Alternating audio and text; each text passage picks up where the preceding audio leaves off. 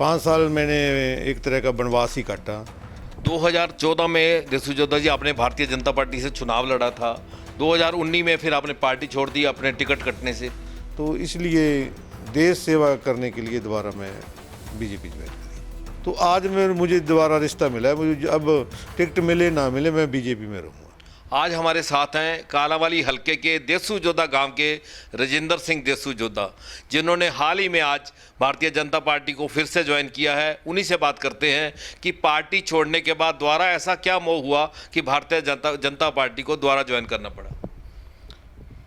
मुझे मजबूरी में 2019 में भारतीय जनता पार्टी छोड़ना पड़ा। भारतीय जनता पार्टी मेरी पहली पार्टी थी और पहला कुछ भी हो वो प्यारा बहुत लगता है। 5 साल मैंने एक तरह का वनवास ही काटा। आज मैं माननीय मुख्यमंत्री मनोहर लाल जी का, एक्स मुख्यमंत्री का, और नायब सिंह सैनी जी का, और पूरी जहाँ की जिला की जो कार्यकारिणी है और प्रदेश की कार्यकारिणी है और राष्ट्रीय नेतृत्व का मैं बहुत धन्यवाद करता हूँ कि जिन्होंने पूरे मान सम्मान के साथ मुझे आज मेरे परिवार में शामिल किया। 2014 में देसूजोधा जी आपने भारतीय जनता पार्टी से चुनाव लड़ा था। 2019 में फिर आपने पार्टी छोड़ दी अपने टिकट कटने से। क्या कारण रहे? मेरे पे 5 साल में मैंने पार्टी को सिंचा जहाँ पे, क्योंकि मेरे से पहले 14 से पहले जब 2009 का चुनाव जहाँ पर हुआ था तो केवल 1030 वोट पड़ा था बीजेपी को।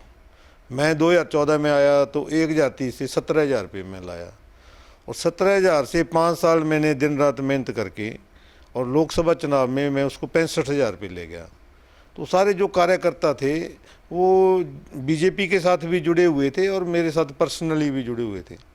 2019 में अचानक मेरी टिकट कट गई, तो वो कार्यकर्ताओं का मेरे पास ऊपर बहुत भारी दबाव था। उनके कारण मुझे इलेक्शन फाइट करना पड़ा। मैं दूसरे नंबर पे आया, बीजेपी तीसरे नंबर पे आई और कांग्रेस से जीत गई। तो अब दोबारा जो राष्ट्र की जो सेवा है, राष्ट्रहित की जो बात करते हैं, वो भारतीय जनता पार्टी कर सकती है। तो इसलिए देश सेवा करने के लिए दोबारा मैं बीजेपी ज्वाइन करी। तो आज आपने काफ़ी बड़ी जनसभा की, सारी बात हुई, तो क्या मुख्यमंत्री से बात हुई है? 2024 के चुनाव में आप टिकट की उम्मीद रखते हैं? ऐसा ना जी, आज मैं मेरे परिवार में शामिल हो गया और जितनी मुझे आज खुशी हुई, सुकून मिला है मन को, तो टिकटें टुकटें बहुत छोटी बात है। जो मैंने 5 साल में वनवास काटा, दुख झेला, क्योंकि राजनीतिक आदमी होता है, उसको कहीं जाना आना, बोलना बैठना, दोस्त मित्र हों। तो यहाँ पर मेरा परिवार तो नहीं, मेरा परिवार तो डब वाली रहेगा सारा सिस्टम।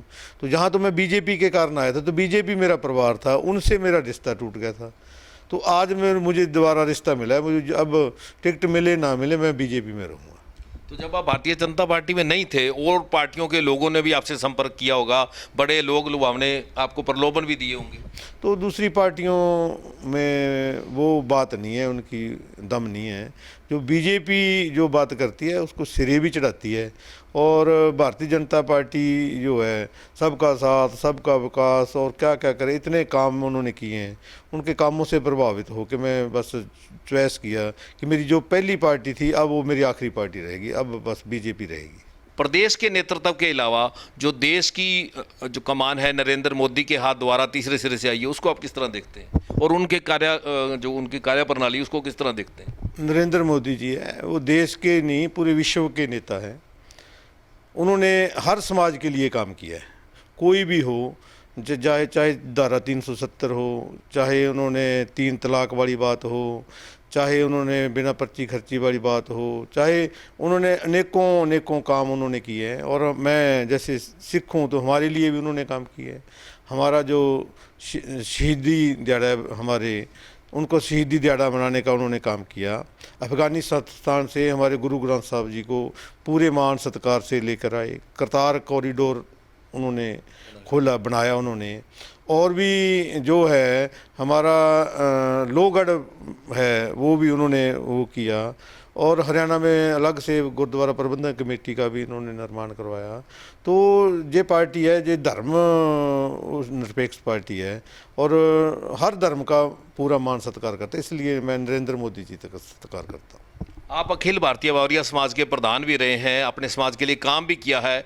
अब आपका क्या प्रयास रहेगा अपने समाज के लिए सरकार से कुछ करवाएं? माननीय दीनदयाल उपाध्याय जी है थे।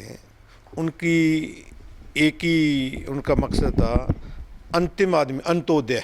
अंत्योदय एक प्रकोष्ठ है, अंतिम आदमी को हर चीज़ मिलनी चाहिए। तो हम बावरिया समाज है, सांसी समाज है, डूम है, नट है, गंदीला है, पेरना है, ये सारे अंतिम पंक्ति में हम लोग हैं। तो इसके लिए जो भारतीय जनता पार्टी कर सकती है और कोई पार्टी नहीं कर सकती। इनके आरएसएस के लोग हमारी झुग्गियों झोंपड़ियों में जाके हमारे बच्चों को शिक्षा देने का काम करते हैं। माननीय नरेंद्र मोदी जी ने झारखंड में, पश्चिम बंगाल में हमारी बावरी समाज की बकरियां चारती थी वो, तो उसको टिकट दिया एमएलए का वहाँ से, और वो एमएलए बन गई बकरियां चारने वाली।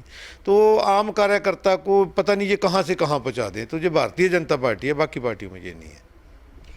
पिछले दिनों आपके विपक्षी ऐसा आरोप लगाते रहे हैं कि आप नशा तस्करों से भी आपकी मेल जोल रहा है।